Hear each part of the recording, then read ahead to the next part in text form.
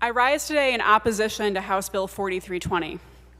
I'm speaking from a perspective that is unfortunately not unique. One of the most egregious aspects of this bill, although there are many, is that there is no provision for cases of rape or incest. As a survivor of rape, I am here to say that this is simply unacceptable.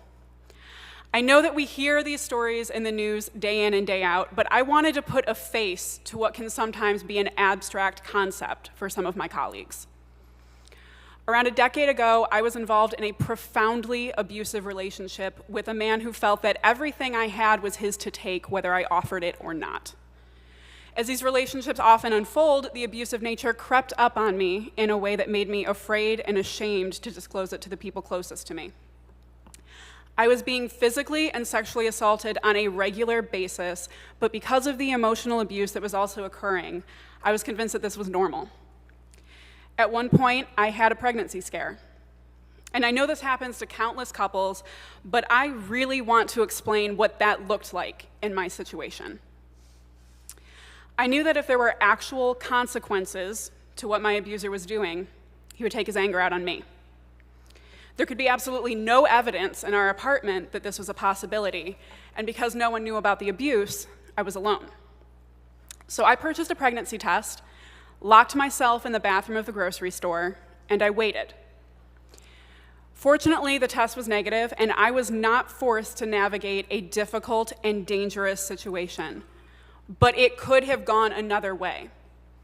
And I want you to think about that and how this particular bill would have played into the scenario where that pregnancy test came back as positive. And I'm not asking you to consider it for a moment and acknowledge that, yes, this is an awful situation and then move on. Really think about it. Sit with it, because I do every single time legislation like this is considered. I think about what it would have felt like to be locked in that bathroom, terrified, realizing that I was going to have to raise a child with my rapist. I think about how different my life would have been. I likely would have had to drop out of college.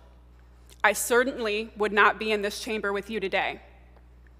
I may have not even survived the relationship. There are consequences to the decisions that we make here. And I am not sharing this story for sympathy or because it's cathartic. It is not. It is painful and it is agonizing, but it is also important. It is important because it is evidently far too easy for us to forget about those consequences when we can't put a name or a face to them.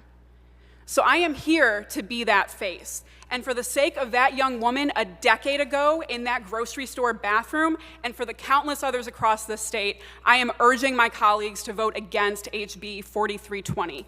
Thank you.